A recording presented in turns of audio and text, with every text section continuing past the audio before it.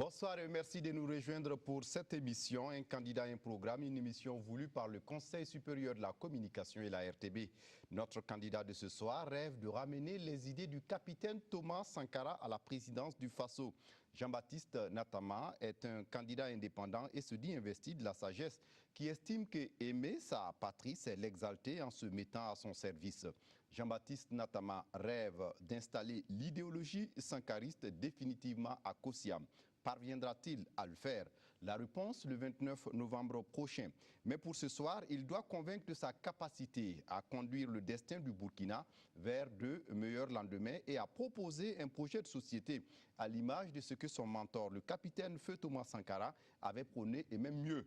Pour conduire ces échanges, je suis avec Soumaïla Rabo, rédacteur en chef de la radio Savane FM. Bonsoir Soumaïla. Bonsoir Fousseni. Qui est le candidat de ce soir?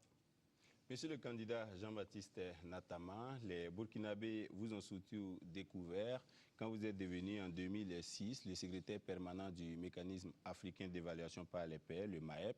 Sinon, avant cela, vous avez travaillé auprès du président Thomas Sankara sous la Révolution et vous avez été radié de l'armée en 1990. Vous avez travaillé dans le système des Nations Unies, en République démocratique du Congo, au Burundi, au Rwanda. Récemment, vous avez été directeur de cabinet de la présidente de la Commission de l'Union africaine à Addis Abeba en Éthiopie. Vous avez quitté ce poste pour être candidat à la présidentielle du 29 novembre. Vous êtes soutenu par un parti sankariste comme la CPRMP. Bonsoir. Bonsoir. Voilà, donc après cette présentation, nous allons commencer, si vous le voulez bien, avec la culture et le sport. Mais d'abord, une question d'entrée. Quand on parcourt les documents que vous proposez au public à travers cette campagne électorale, nous en avons deux sortes, un projet de société et un programme de gouvernement. Quelle est la différence que vous mettez entre ces deux documents? Je voudrais dire que nous sommes partis d'un constat simple, qui est que généralement, on propose aux populations un programme d'action basé sur des objectifs à atteindre sans au préalable avoir résolu un certain nombre de problèmes. La difficulté que nous avons eue au Burkina Faso et en Afrique, c'est une difficulté liée à la capacité du leadership à définir une vision sur le long terme. Définir une vision sur le long terme, c'est être capable de dire voici le type de société que nous entendons bâtir dans un horizon lointain. Et si vous définissez ce type de société que vous entendez bâtir, ça vous permet d'identifier par anticipation le type d'hommes et de femmes qu'il vous faut pour bâtir cette société-là. Parce que les sociétés sont faites par les hommes, pour les hommes et avec les hommes, et on ne peut rien envisager sans ces sociétés-là. Je donne un exemple.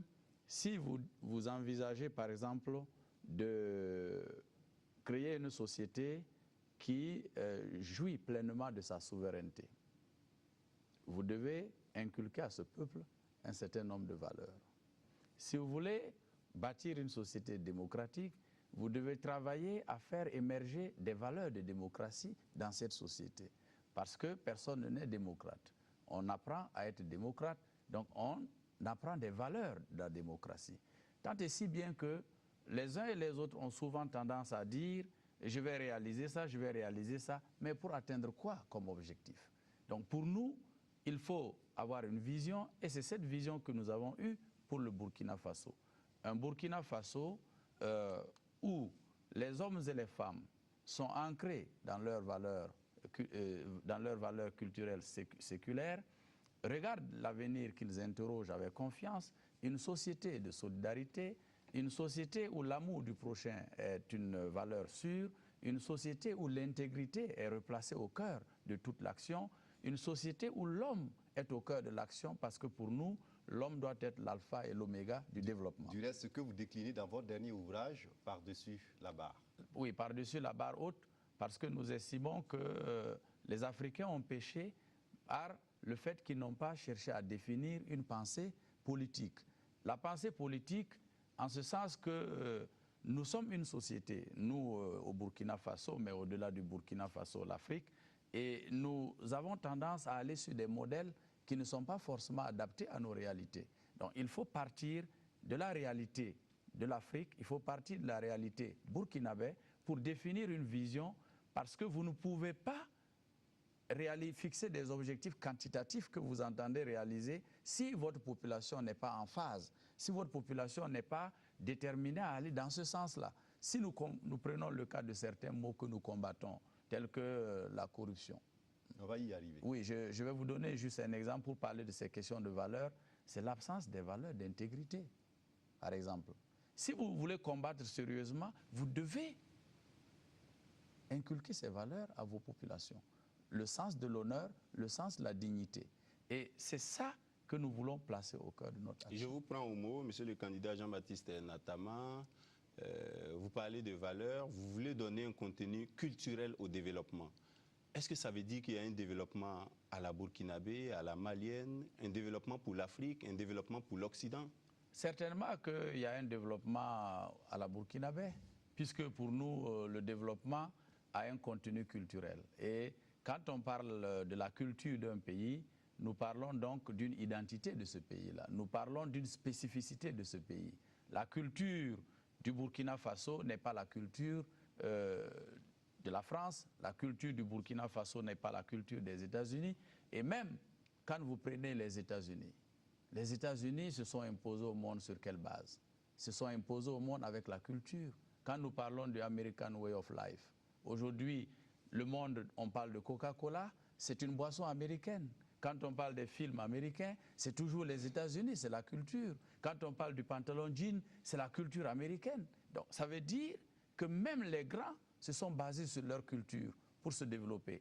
Pourquoi nous allons copier ces pays-là et ignorer nos réalités qui sont normalement le fondement qui peut nous permettre d'avoir le déclic psychologique qui nous permet de nous réconcilier avec nous-mêmes et de nous sentir à part entière comme un peuple qui a eu une histoire et qui a une prospective pour se mettre en phase avec le reste du monde. Ce qui est curieux avec vous, monsieur le candidat, c'est que vous avez travaillé dans le système des Nations Unies et c'est au PNUD, au programme de développement, qu'on propose par exemple l'indice de développement humain. Donc, c'est là qu'on donne un contenu monétaire au développement. Et aujourd'hui, vous proposez autre chose. Oui, mais c'est parce que certainement j'ai connu tout ça et j'ai vu que ce n'est pas forcément ce qu'il faut. Quand vous prenez un pays, comme je le dis, comme le Burkina Faso, nous, si notre vision du développement est extravertie, ça ne parlera pas à nos réalités. Et j'ai l'habitude de poser la question aux uns et aux autres. Pour ceux qui aiment les étiquettes du genre je suis social-démocrate, je suis néolibéral ou libéral, je leur demande tout simplement de me traduire ces notions-là dans leur langue burkinabé. Ils sont incapables de le faire. Personne ne peut me dire comment on appelle social-démocratie en Moré, en Goulmantchema ou en Boaba ou je ne sais pas. C'est pour dire que nous importons des concepts qui ne parlent pas à nos réalités. De la même manière que je le dis, de la même manière que je dis, on ne peut pas demander à quelqu'un qui vit dans le désert d'inventer un bateau parce que le besoin d'utiliser un bateau ne va pas se poser à lui. De la même manière, on ne peut pas demander à un Burkinabé de faire ce qui ne colle pas à sa réalité. Mais vous êtes quand même sankariste. C'est une idéologie. Non, il n'y a pas d'idéologie sankariste. Je regrette. Il y a une manière de faire sankariste. Sankara n'a pas produit une pensée politique qu'il a mis à la disposition des Burkinabés ou de l'Afrique. Sankara s'est distingué. Les sankaristes avaient voulu conceptualiser le sankarisme comme une idéologie. Ça n'a pas été fait. Parce que, justement, aujourd'hui, quand on juge le président Thomas Sankara, c'est sa façon de faire. Mais il avait une proximité avec les socialistes, avec les communistes, les marxistes, les marxistes. Mais parce que ceux-ci se sont placés dans une dynamique de progrès. Parce que vous saviez que... Tout comme les capitalistes et les libéraux se placent dans une dynamique de progrès. Non, pas dans ce sens-là, en termes de lutte de libération des peuples. Vous savez, c'est le capitalisme qui a amené la colonisation des différents pays. C'est la recherche effrénée du gain, de la richesse qui a amené d'autres pays à vouloir dominer certains autres pays. Donc, on ne peut pas dire que le capitalisme était un capitalisme qui était pour le progrès humain. Ça n'a pas été vrai parce que le capitalisme a été à la base de la promotion de l'impérialisme et du colonialisme dans le monde. On reste dans le contenu culturel que vous donnez au développement. Dans le programme en 17 axes que vous proposez, vous voulez créer beaucoup d'emplois à partir des industries culturelles. Vous parlez de Faso-Wood, vous parlez d'écoles de beaux-arts, de conservatoires. En quoi cela va consister? Comme je le dis, notre renaissance sera culturelle ou elle ne sera pas. Elle sera culturelle en ce sens que c'est en partant de notre culture que nous allons nous réconcilier avec nous-mêmes, avec notre histoire, pour mieux nous positionner face au reste du monde. Maintenant, nous avons vu que le secteur de la culture a été généralement négligé, parce qu'on ne lui a pas accordé la place qu'il lui faut, parce qu'on n'a pas compris qu'en fait, cette culture qui doit servir de socle pour définir notre identité est fondamentale pour agir et est fondamentale et peut agir positivement ou négativement sur notre subconscient. Et nous, en tant qu'Africains et en tant que Burkinabés, nous estimons que la culture a deux facettes. Elle a la facette où elle joue un rôle social, un rôle social et politique, mais aussi elle a une facette économique. La facette économique, c'est que aujourd'hui, les industries de la culture créent suffisamment d'emplois dans des domaines tels que l'art, la musique, le showbiz, le cinéma. Dans le cinéma, il y a plusieurs sous-secteurs, etc. Mais cela n'a pas été suffisamment mis en valeur. Mais la culture ne peut pas se faire toujours par l'improvisation. Il y a des normes qui... Qu'est-ce que vous appelez improvisation? Je vais dire qu'aujourd'hui, les artistes burkinabés, par exemple, sont des artistes nés. Ils utilisent leur talent, mais ils n'arrivent pas, à défaut de formation, à perfectionner leur talent pour pouvoir mettre cela au service de la consommation des Burkinabés, des Africains et des autres communautés. Pourtant, vous savez que c'est un outil de rayonnement diplomatique, c'est un outil de rapprochement des peuples, c'est un outil de création de richesses. Donc, quand vous avez des artistes talentueux comme ceux que nous avons ici aujourd'hui qui font de la musique et qui ne sont pas passés par un conservatoire, il faut leur tirer le chapeau. Mais il faut reconnaître qu'ils peuvent faire mieux s'ils passent par un conservatoire. Faso-Wood, c'est quoi, monsieur le candidat? Faso-Wood, c'est un projet qui va consister à établir un vaste parc de production cinématographique à l'intérieur duquel on aura toutes les infrastructures qu'il faut pour produire un film.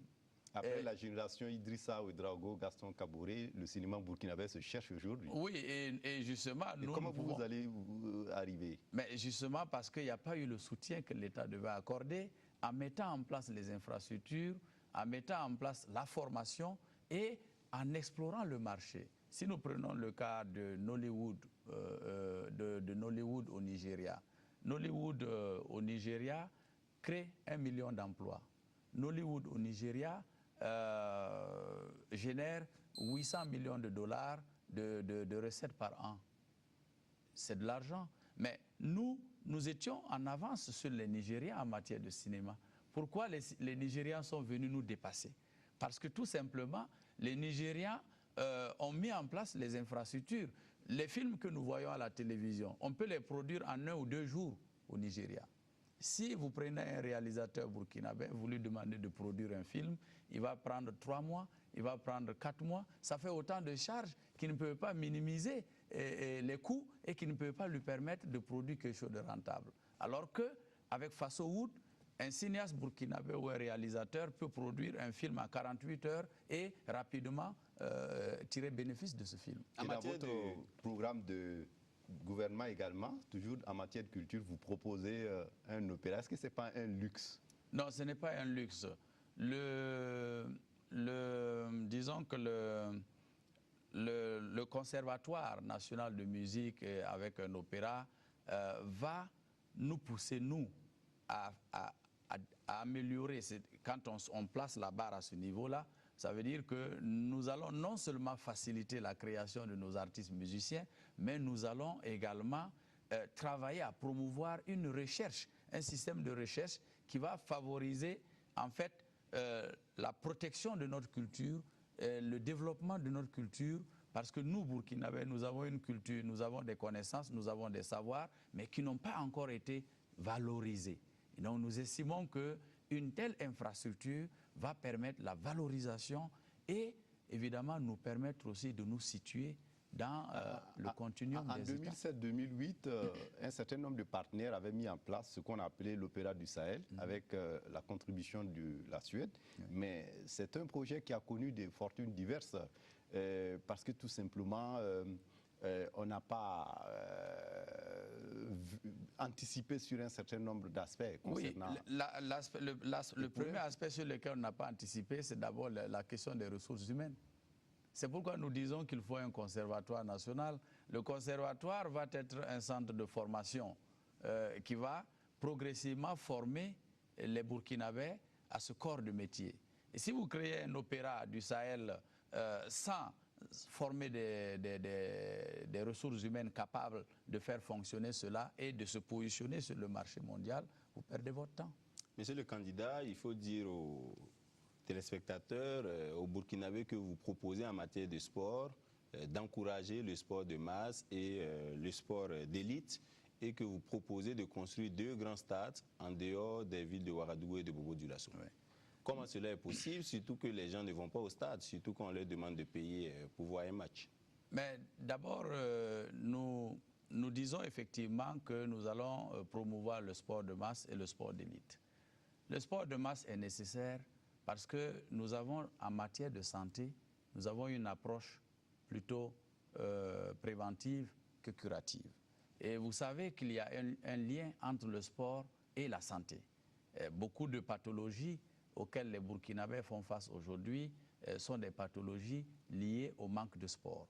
Donc nous entendons encourager la pratique du sport pour justement contribuer à la prévention d'un certain nombre de maladies et assurer la santé physique et morale des Burkinabés. C'est un des volets de notre vision qui consiste à nous assurer que nous changeons de cap. Nous quittons le stade de la médecine curative pour aller vers la médecine préventive. Mieux vaut prévenir que guérir, comme on le dit. Ensuite, le sport d'élite. C'est vrai qu'aujourd'hui, le sport ne génère pas grand-chose au Burkina Faso. Mais il faut comprendre que le sport a plusieurs aspects qui sont importants. D'abord, il est un facteur de rayonnement international. C'est un outil diplomatique qui peut faire connaître le Burkina à travers le monde, plus rapidement d'ailleurs que la diplomatie classique. Deuxièmement, le sport est un facteur de fierté nationale. Parce que si nous arrivons à nous positionner durablement sur la scène sportive internationale, ça crée un déclic de fierté pour les Burkinabés. Ensuite, le sport d'élite, vous savez que ce n'est pas un secret, on ne peut pas aussi continuer à faire le sport sans suivre la voie qu'il faut suivre, à savoir inclure ça dans la formation. C'est pourquoi nous entendons créer des lycées sportifs, c'est-à-dire le sport-études, créer des complexes où il y aura le sport et les études, non seulement pour consacrer, il y aura un centre de sport-études qui sera consacré au football, qui est apprécié par beaucoup de Burkinabés, mais il y a les sports de main. Il faut également promouvoir ces sports de main. Il faut également aussi promouvoir l'athlétisme. L'athlétisme parce que les Jeux olympiques offrent des vitrines aux Burkinabés, les Jeux africains, et tout cela, nous devons préparer la jeunesse burkinabé qui a les aptitudes pour se positionner à opter pour des choix. Et enfin, n'oublions pas que le sport génère de l'argent. Les 2 grands stades, c'est où encore? Le sport génère de l'argent. Une minute. Le sport génère de l'argent et les revenus. Nous voyons tout ce que les grands sportifs encaissent comme revenus. Ça peut contribuer à l'essor national. Donc, pour nous, il est important de créer les conditions pour qu'il y ait une élite sportive burkinabé qui s'affronte avec le reste de l'Afrique et le reste du monde. Maintenant, les grands stades dont vous parlez, nous pensons que progressivement, les régions doivent être dotées de stades qui répondent aux caractéristiques, parce que nous avons organisé la CAN en 1998, et depuis lors, nous n'avons plus rien organisé de grandiose sur le plan africain. Nous pensons que si nous mettons progressivement en place les infrastructures, nous pourrons revenir à l'organisation de certains événements importants.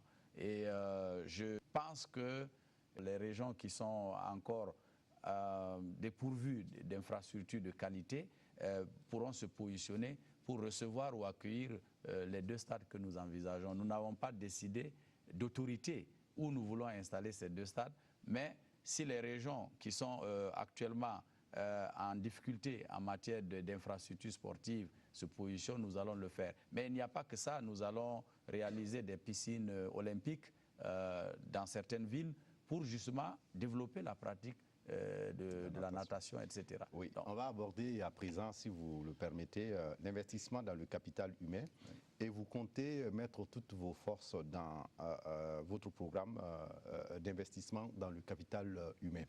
Vous ne donnez pas de chiffre de part de budget à consacrer à l'éducation et à la formation des jeunes. Et on a du mal à voir la perspective de ce que vous voulez faire pour l'éducation et pour les jeunes.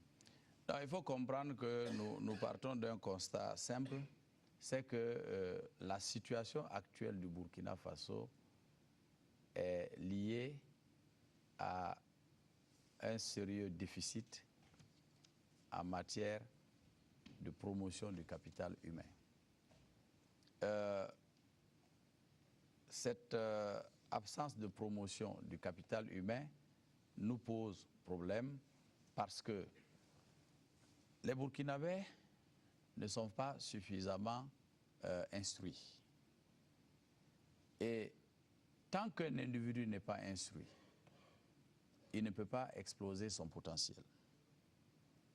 Deuxièmement, les Burkinabés ne vivent pas longtemps. Et c'est lié à quoi? L'espérance de vie à 57 ans aujourd'hui. Oui, c'est faible par rapport à la moyenne des pays au sud du Sahara. Mais on vient de loin. On vient de loin, mais néanmoins la réalité est là. Est-ce qu'on doit se contenter du moins ou de peu plutôt que de chercher le meilleur? Puisque la moyenne mondiale se situe autour de 70, 70 et au-delà. Donc je dis que la faiblesse du capital humain pose un sérieux problème au Burkina. Prenez le secteur de l'agriculture, la faiblesse du capital humain fait que la productivité ne peut pas être accrue. Cette productivité, si les ressources humaines étaient suffisamment formées, la productivité allait être accrue. Mais il s'est avéré que jusque-là, les Burkinabés actifs qui sont dans le secteur de l'agriculture pratiquent l'agriculture comme en fait une activité empirique. Alors que l'activité agricole est une science.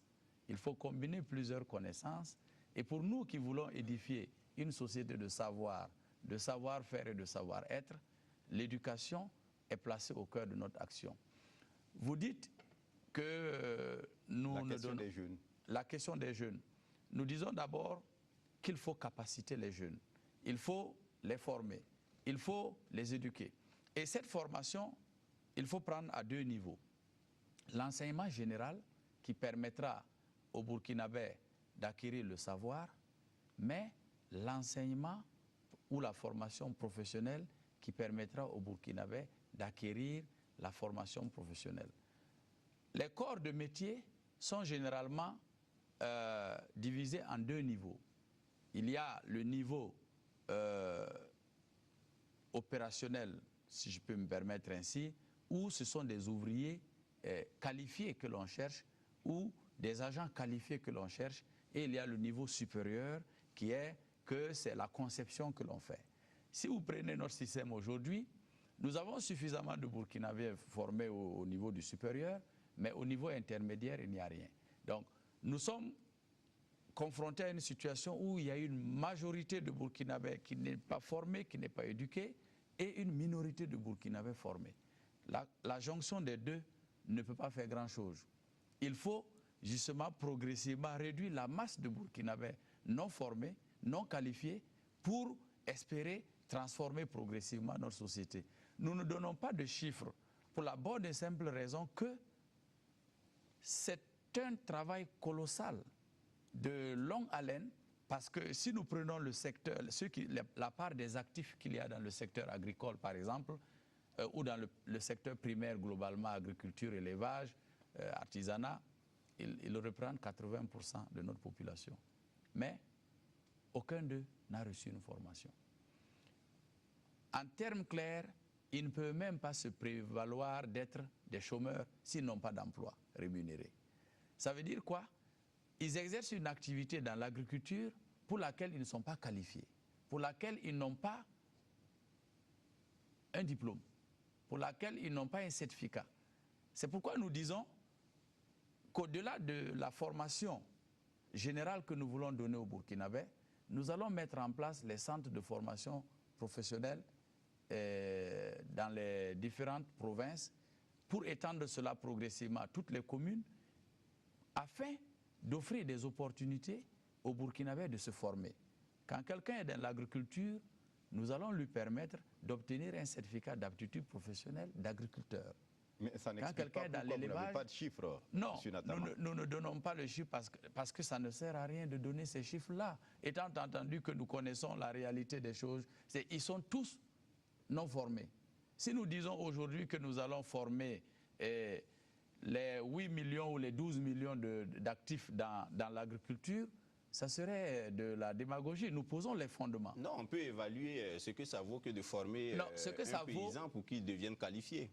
Non, ce que ça vaut, c'est d'abord de vous dire que nous allons nous assurer que les infrastructures seront mises en place. Ce n'est pas d'abord le coût. Il faut mettre en place ces infrastructures. Si vous dites que vous voulez les former, et il n'y a pas les centres de formation professionnelle, nous mettons certainement un temps. Ce n'est pas un bouton que nous allons appuyer pour qu'il y ait les centres de formation professionnelle. Il faut d'abord mettre en place ces centres de formation professionnelle et maintenant dire que chaque centre de formation professionnelle dans l'année, au bout de 3 ans, pourrait nous former tant. Et cela, nous ne sommes pas capables de le dire aujourd'hui puisque ces centres n'existent pas. Candidats, il y a des pays qui ont décollé économiquement en mettant sur 2 décennies 60% de leur budget dans l'éducation. Oui. Combien de pourcents vous allez mettre? Moi, je pars du principe qu'aujourd'hui, si nous mettons 60%, ça devrait pouvoir aller. Parce que nous sommes à 15% actuellement. Il faut multiplier par 4 ce que nous faisons pour accélérer le rythme.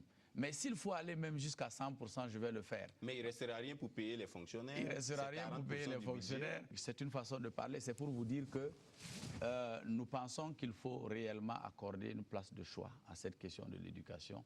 C'est le capital humain, la première ressource de notre pays. Nous allons y mettre tous nos sous pour former les Burkinabés et leur permettre de pouvoir maintenant se débrouiller avec ce qu'ils auront acquis comme savoir, avec ce qu'ils auront acquis comme savoir-faire. Cela est fondamental, il n'y a pas de secret. On ne peut pas venir dire qu'on va transformer radicalement le Burkina si on ne résout pas cette question. Seulement en un mandat, en 2 mandats, vous ne pouvez pas résoudre ce problème. C'est pourquoi je vous dis justement que nous voulons poser les fondamentaux. Pourquoi nous disons que nous avons une vision? Nous définissons une vision sur le long terme et nous proposons aux Burkinabés un contrat social. Et ce contrat social pose les fondamentaux par rapport auxquels il y a une ligne directrice de laquelle personne ne doit pouvoir s'écarter s'il arrive au pouvoir. Il y aura peut-être des variantes, mais il faut qu'on reste dans le chemin. Ça ne va pas être forcément nous, mais nous posons les fondamentaux. Ce n'est pas parce que justement c'est difficile qu'il ne faut pas entamer le processus. Nous entamons le processus pour que d'autres continuent ce processus-là. Ça veut dire les autres candidats qui ne vont pas dans ce sens-là, même s'ils proposent des solutions aujourd'hui, on va revenir au même problème. On va revenir au même problème. On va revenir au même problème. La preuve du reste, c'est que ce sont les mêmes candidats qui étaient aux affaires depuis. Ce sont les mêmes qui étaient aux affaires depuis bientôt 3 décennies. Vous avez été secrétaire permanent du MAEP quand même. Oui, j'ai été secrétaire permanent du MAEP. Nous avons évalué. C'était sous Blaise Compaoré, je l'ai déjà dit. Ce n'était pas une promotion pour moi. J'ai été sollicité en tant que fonctionnaire international pour venir apporter mon expertise au Burkina Faso. Je suis venu, je l'ai fait avec détachement. Nous avons osé dire ce qui n'allait pas en matière de gouvernance dans ce pays. Je connais certains même qui sont dans l'opposition aujourd'hui, qui se sont plaints en disant que le rapport du MAEP était un rapport de l'opposition ou un tract de l'opposition. Et certains même l'ont dit, certains même l'ont dit, ils ont dit que si le rapport était accepté, ça serait de l'autoflagellation. Mais j'ai tenu mordicus pour que le rapport ne soit pas falsifié, parce que c'était un rapport factuel. Mais c'était votre rôle, vous étiez dans votre rôle. Non, je n'étais pas obligé de... C'est pas parce que vous êtes burkinabé que vous devez avoir un diagnostic tronqué de la situation. Oui, c'est ce que je dis. Mais d'autres l'auraient fait. Nous connaissons l'esprit des Burkinabés. Ceux qui sont corrompus, qui n'ont pas le courage de dire la vérité. L'hypocrisie qui a été érigée en règle de gouvernance ici, dans ce pays, où les gens voient que c'est noir et disent que c'est blanc. Dans le cadre de cet investissement dans l'homme, vous comptez améliorer les conditions de vie et de travail des Burkinabés. Oui. Comment cela va se passer? Vous parlez de l'administration, une administration avec des services de qualité, vous parlez d'un certain nombre de services sociaux. Comment tout cela va pouvoir se déployer? Nous entendons réaliser l'audit général de la gestion de l'État. Quand on parle de l'audit général, il y a la gestion financière, il y a la gestion des ressources humaines, il y a la gestion des biens et équipements de l'État pour faire un diagnostic complet de la situation et proposer les remèdes. Ce qui est sûr, c'est que les Burkinabés, l'administration burkinabé doit aller dans le sens de pourvoir des services aux populations. Ça doit être une administration de services, pourvoir des services de qualité et que chacun fasse le travail pour lequel il est payé. Il est hors de question que nous payons des Burkinabés à ne rien faire ou à s'occuper d'autres choses. Mais les hommes que nous avons dans l'administration ne sont pas tombés ex nihilo, ils sont de la société, c'est des enfants qui ont grandi dans ce pays et qui ont fait leurs humanités sur les bancs de ce pays. Est-ce que ce n'est pas tout le système qu'il faut réformer plutôt? Oui, mais c'est tout le système qu'il faut réformer puisque la perte des valeurs ou l'absence des valeurs a entraîné. On parle par exemple de fraude au concours de la fonction publique. Oui, quel type par exemple de fonctionnaire on peut avoir pour... Justement, nous allons, comme je le dis, nous replaçons les valeurs au cœur de notre action. Les valeurs d'intégrité, d'honnêteté, de sincérité, de vérité, etc. Mais vous savez qu'à ce niveau-là, il faut combiner plusieurs mesures. Il faut d'abord des mesures de sensibilisation. Nous osons croire que chacun prendra conscience de la situation pour la promotion des valeurs, pour la promotion de l'éthique, pour la promotion des valeurs morales. Mais au-delà de ça, il y a bien sûr des mesures coercitives qu'il faut prendre aussi. Si les gens ne sont pas respectueux de leurs engagements vis-à-vis du peuple, on ne peut pas permettre cela. Il faut également envisager la modernité. Aujourd'hui, il y a la possibilité de contrôler le travail des gens. On peut contrôler le travail des gens, vous arrivez à l'heure, vous mettez une carte, on sait que vous êtes arrivé au boulot à l'heure. Ça se fait dans des entreprises. Voilà, ça se fait dans des entreprises et vous devez respecter cela. Monsieur le candidat Jean-Baptiste Natama, dans votre programme, vous parlez de la femme et même de parité. Seulement là où on commence à s'inquiéter, vous dites que vous allez faire la parité quand c'est possible. Vous mettez un peu... Quand je dis quand c'est possible, c'est au niveau de certains types d'emplois. Parce que quoi qu'on dise, la parité pour parité, ce n'est pas ça. Au niveau politique, on peut faire la parité. Je veux dire que quand je forme un gouvernement de 16 membres, comme je l'ai annoncé, j'aurai 8 femmes, j'aurai 8 hommes. Donc ça, ce n'est pas un problème. Mais dans certains postes de qualification, ce n'est pas évident que vous puissiez trouver suffisamment de femmes pour créer la parité. Ça serait un processus qui va se faire avec le temps. Ensuite, nous entendons aller au-delà de la loi sur le quota genre qui prévoit actuellement et qui fixe ce quota de 30% que nous arrivons à peine à respecter parce que tout simplement, sur le terrain politique, il y a d'autres mécanismes qui font que cette loi ne peut pas produire les résultats escomptés. J'entends introduire un corps électoral féminin pour élire un certain nombre de parlementaires, femmes, pour pouvoir justement m'assurer qu'il y a des femmes à l'Assemblée. Corps électoral féminin, comment ça marche? Un corps électoral féminin, ça veut dire que les femmes vont élire uniquement des femmes. C'est discriminatoire. C'est discriminatoire, mais positif. À ce stade, c'est ce qu'on peut faire. Le Rwanda l'a fait. C'est la discrimination. Le Rwanda l'a fait et aujourd'hui, ça marche. C'est discriminatoire, on appelle ça des mesures discriminatoires positives. On est amené à le faire à cause d'un certain nombre de facteurs. Quand notre société va se positionner à un autre niveau, on va revenir là-dessus. Donc, le corps électoral féminin, ça sera un corps où on convoque l'élection des femmes et ce sont des femmes qui élisent leurs députés. Et ensuite, il y aura le corps électoral général dans lequel des femmes pourraient encore se faire élire. Donc nous pourrons créer l'équilibre. En attendant, la femme rurale croupie dans la pauvreté, comment vous comptez améliorer ces conditions de vie? Elle a une foule de problèmes qui l'empêchent de connaître effectivement le sort qu'elle aurait souhaité avoir pour elle. Elle n'a pas accès à la terre, elle a des difficultés pour avoir accès au crédit, etc. Nous entendons résoudre cette question de l'accès à la terre en revoyant la question foncière et agraire au niveau du Burkina Faso. Déjà, les espaces aménagés, irrigués, aménagés par l'État, nous pouvons d'ores et déjà nous assurer que les espaces qui seront aménagés par l'État, nous allons fixer un quota de 50% pour les femmes, pour ces espaces-là. Mais maintenant, la propriété de la terre, comme je l'ai dit, il y a eu plusieurs réformes qui n'ont pas abouti concrètement.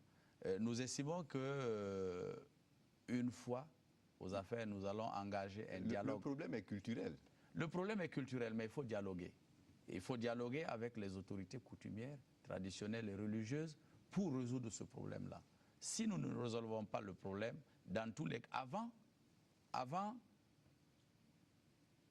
les hommes gardaient la terre parce que c'est eux qui pourvoyaient aux besoins de la famille. Aujourd'hui, on a des femmes chefs de famille. Elles ne peuvent pas pourvoir à leurs besoins si elles sont dans le milieu rural et elles n'ont pas la terre. Il faut travailler à résoudre cette question-là. Les mécanismes de protection sociale qui existaient dans le temps n'existent plus. Et l'État a le devoir de protéger les personnes vulnérables. Et les femmes font partie de ces personnes vulnérables. Il faut leur permettre l'accès à la terre. Mais au-delà, il faut les microcrédits pour financer leurs activités. Et il faut assurer la formation. Parce que quand nous parlons de formation pour la qualification des personnes dans le milieu rural, nous entendons inclure aussi les femmes. Et d'ailleurs, dans ce sens, l'alphabétisation.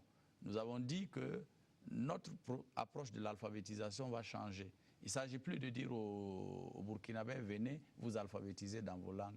Nous allons introduire les centres d'alphabétisation dans les centres de formation professionnelle pour que la personne qui vient dans un centre de formation professionnelle profite donc en même temps qu'elle s'alphabétise, à la fin de sa formation, reçoive un certificat d'aptitude professionnelle dans un métier de son choix qui est lié au domaine d'activité dans le secteur rural. Nous allons rester avec les femmes parce que ce sont elles qui font la corvée eau et vous proposez de mettre dans les différentes communes des réseaux d'adduction d'eau potable et vous proposez même de subventionner les branchements pour les personnes vulnérables.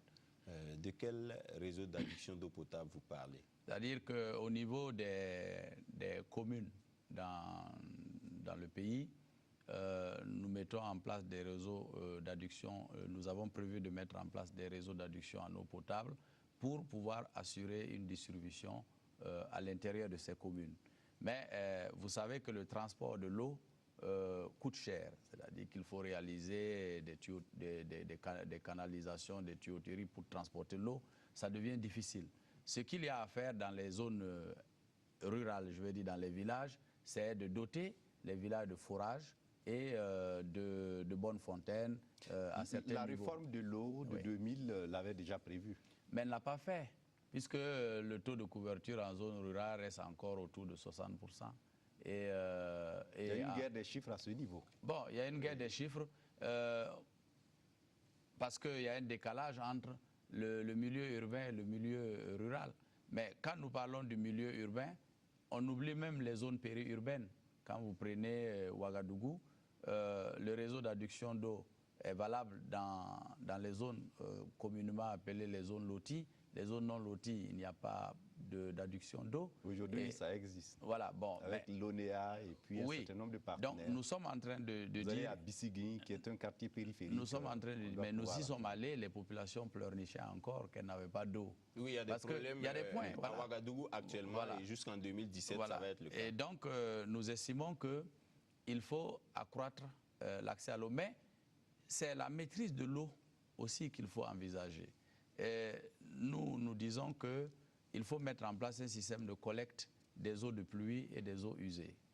Parce que ça va permettre d'accroître nos réserves en eau et de pouvoir répondre aux besoins de nos populations. Ensuite, vous savez, les populations qui ont la possibilité d'avoir accès à de l'eau potable à partir des réseaux d'adduction d'eau, parfois n'ont pas les ressources financières nécessaires pour faire les branchements.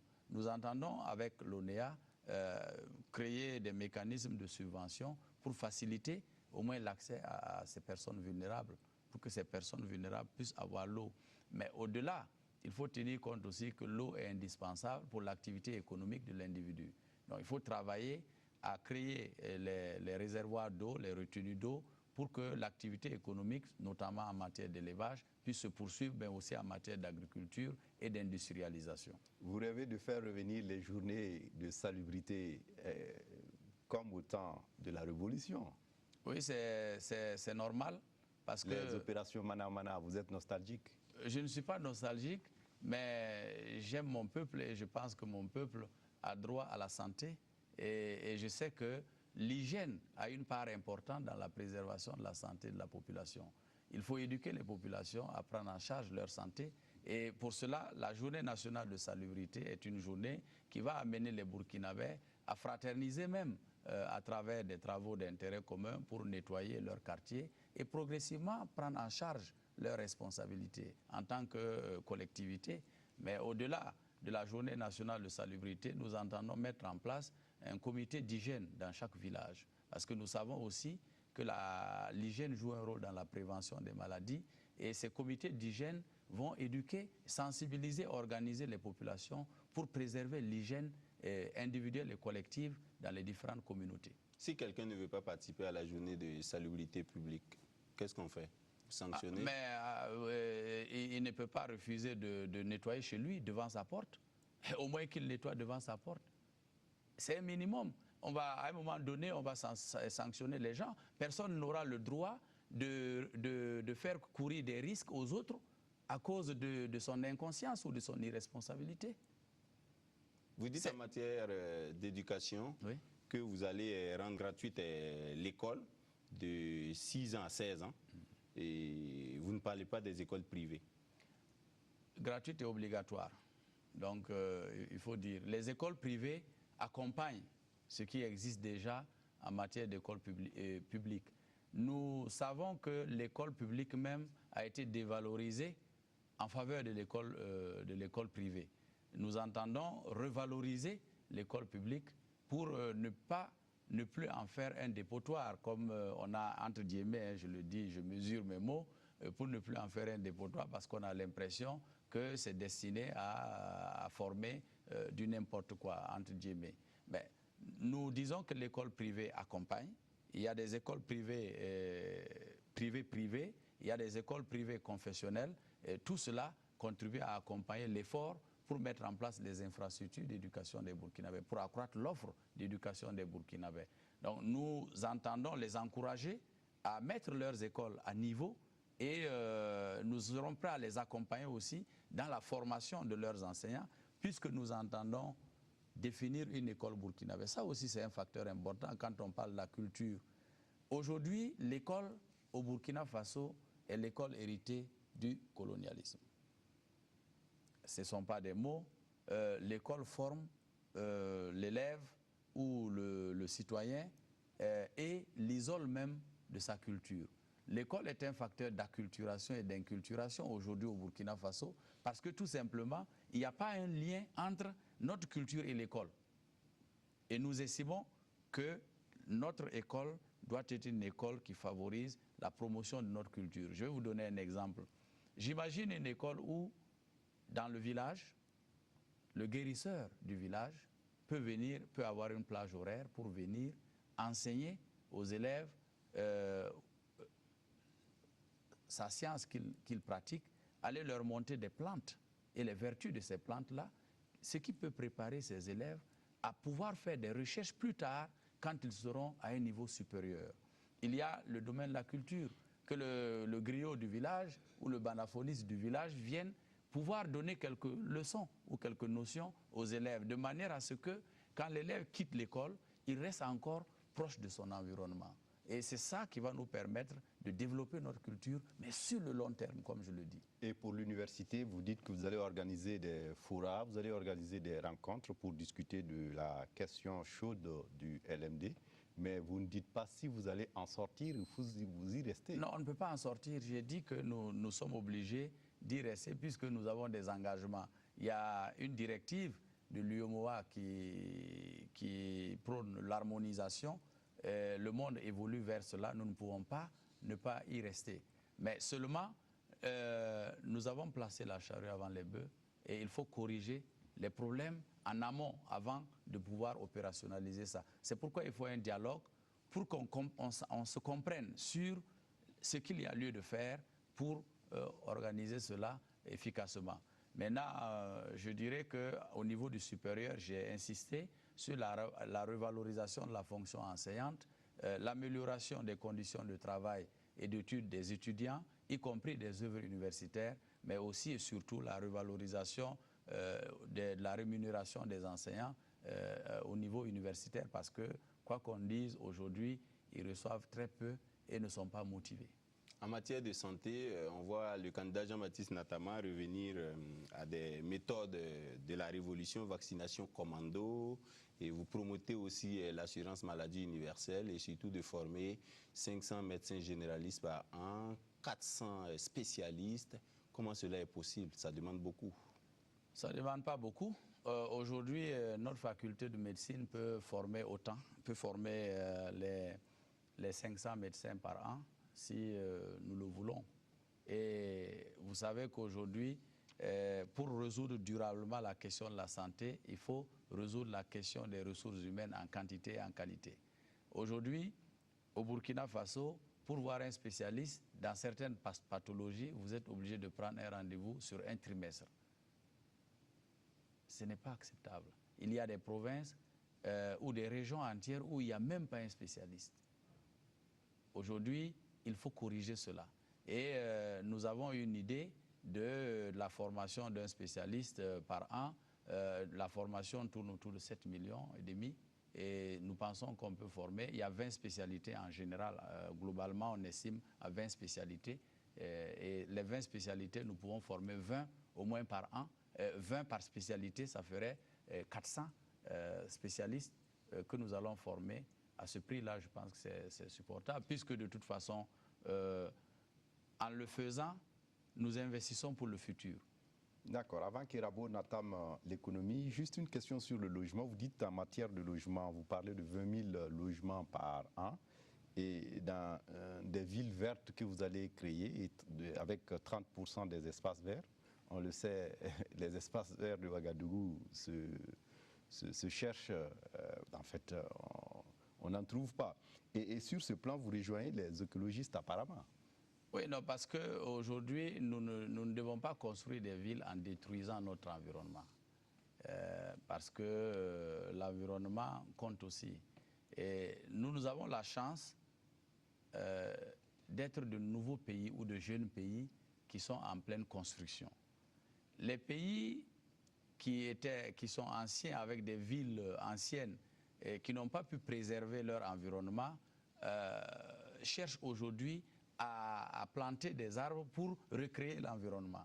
Nous pouvons anticiper en préservant au moins 30% de nos espaces destinés à des zones d'habitation, 30% d'espace pour maintenir notre environnement. Donc les villes vertes, c'est important pour nous-mêmes, pour les générations futures, parce que notre approche du développement est un développement durable.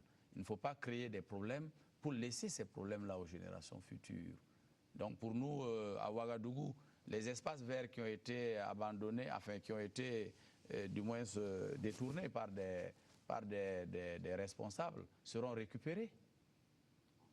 Ils n'ont pas le droit de s'approprier. Mais il y a déjà des habitations là-dessus. Il y a des habitations, si c'est des canevas suffisamment définis assez clairement, il n'y a pas de problème. Mais nous allons prendre des mesures pour que plus jamais cela ne se fasse. Il faut que les gens apprennent à respecter les schémas qui sont définis.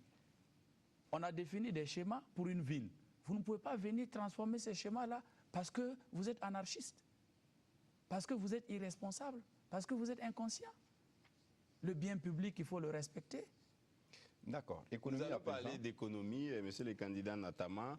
Et jusqu'à présent, on n'a pas bien cerné votre modèle économique, même si vous parlez d'épargne nationale, d'investissement et d'apport surtout de la diaspora.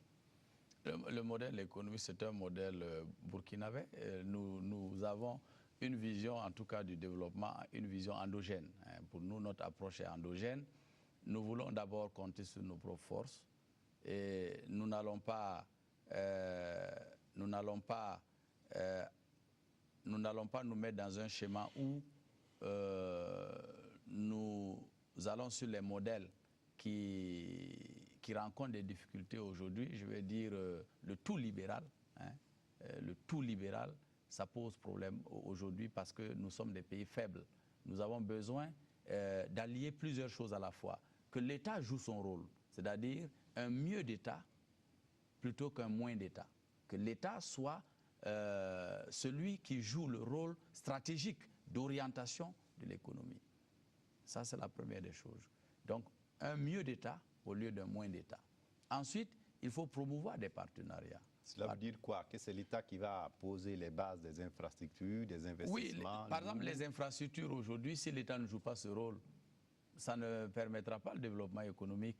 Donc, l'État joue ce rôle de développement des infrastructures pour bénéficier des effets multiplicateurs de ces investissements qu'on appelle les investissements structurants. Et ça, c'est propre aux libéraux. Non, l'État ne le fait pas. Dans les libéraux dont vous parlez, c'est-à-dire aujourd'hui, si nous voulons par exemple relier la production agricole au marché, il nous faut des infrastructures routières.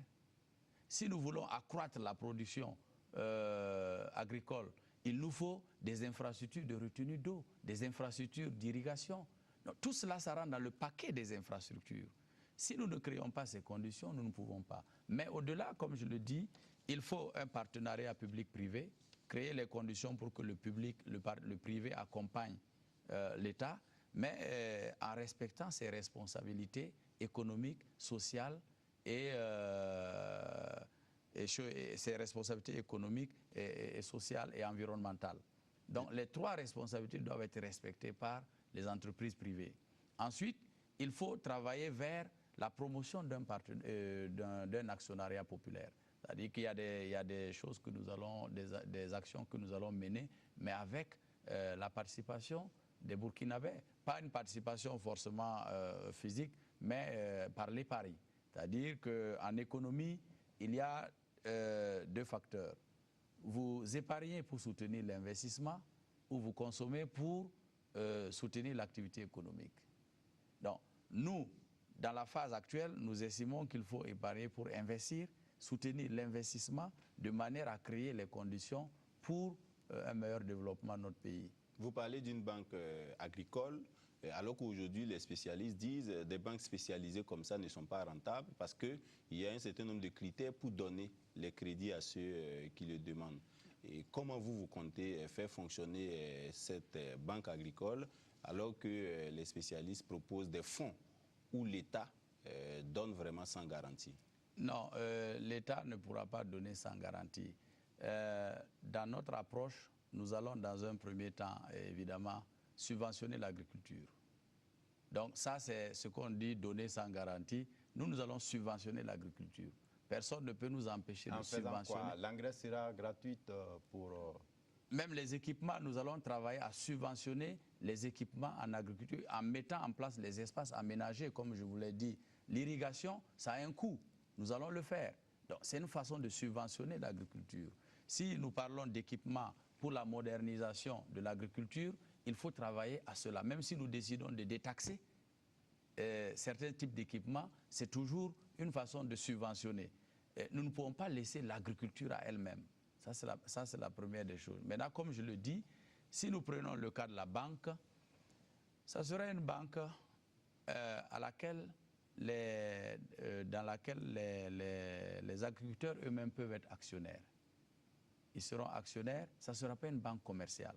Ça sera une banque pour promouvoir le développement des activités agricoles. On a vu l'expérience de la BACB.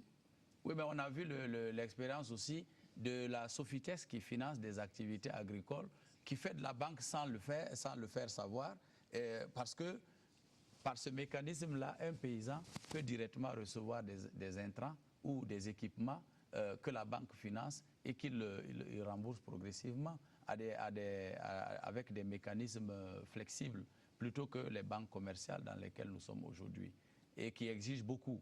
Mais comme je l'ai dit, notre agriculture sera subventionnée. On n'a pas de choix. Et vous parlez également de la question de mines. Vous dites que vous allez créer un fonds pour les générations futures, oui, un peu à l'image de ce qu'on voit dans les pays de l'Amérique latine. Ou comment ça va fonctionner pour vous? Parce que nous estimons que les ressources naturelles que nous avons sont des ressources pour les générations présentes, mais les générations futures aussi. Et nous n'avons pas le droit de nous approprier de tout parce qu'on ne sait pas de quoi demain sera fait. Pris individuellement, chacun de nous épargne, n'est-ce pas? Vous épargnez pour votre futur, pour votre retraite, vous épargnez pour vos enfants. Pourquoi un pays n'épargnerait pas pour les générations futures? C'est pourquoi nous estimons qu'il faut épargner pour les générations futures parce qu'elles pourraient être confrontées à des difficultés et qu'elles auront bien le droit d'utiliser ces ressources-là pour répondre à leurs besoins. Surtout d'ailleurs que le modèle de développement que nous avons choisi, nous les avons déjà endettés. Mais ce type de fonds avait existé sous la Révolution, mais après la Révolution, mais c'est pourquoi je dis qu'il faut qu'on arrête justement de remettre en cause. C'est pourquoi nous disons que notre proposition, c'est un contrat social vraiment à l'issue d'un large débat où nous allons poser des mécanismes, des fondamentaux. Ces fonds existent dans les pays nordiques. Vous avez parlé des pays d'Amérique latine, mais c'est bien structuré dans les pays nordiques. En Suède, en Norvège, au Danemark, les revenus du pétrole sont conservés. Une partie pour les générations à venir. Mais ce n'est pas en Afrique, hein, au Tchad, ça n'a pas marché. Oui, mais il faut qu'on change.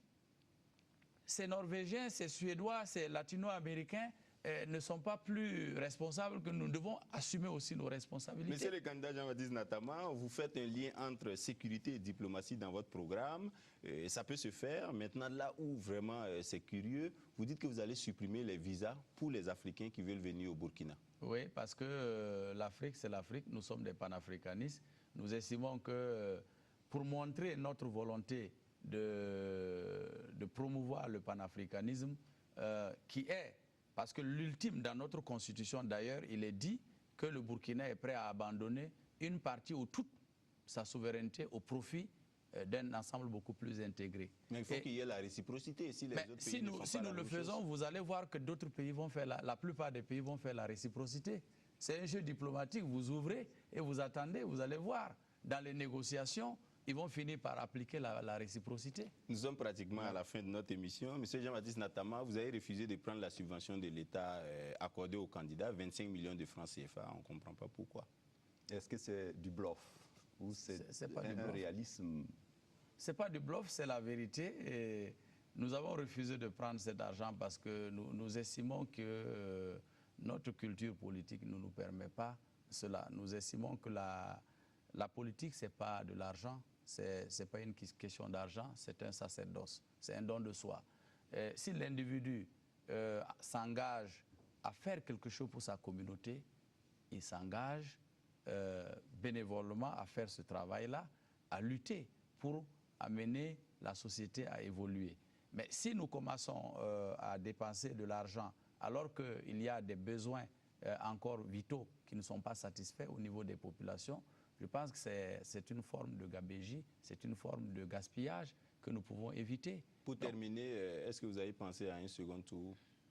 C'est-à-dire? S'il y a un deuxième tour au cours de ces élections, oui. Quelle sera l'attitude de Jean-Baptiste Natama? Bon, s'il y a un second tour, j'imagine que j'y serai. Et qu'est-ce que vous allez faire? Donc, je me battrai pour gagner l'élection. Avec quel allié?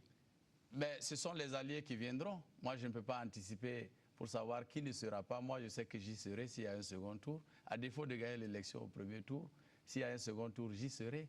Et maintenant, je ne saurai pas qui n'y sera pas. Mais toujours est-il que quand je serai à un second tour, les autres viendront.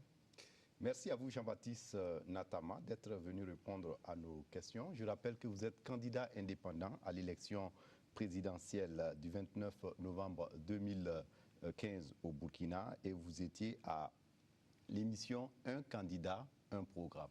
Même s'il est petit, le Burkina demeure mon pays. Même si on n'a pas d'argent, je suis fier d'être de ce beau pays. Même s'il est petit, le Burkina demeure mon pays. Même s'il est coma, pour moi il n'y a pas plus beau pays que le mien.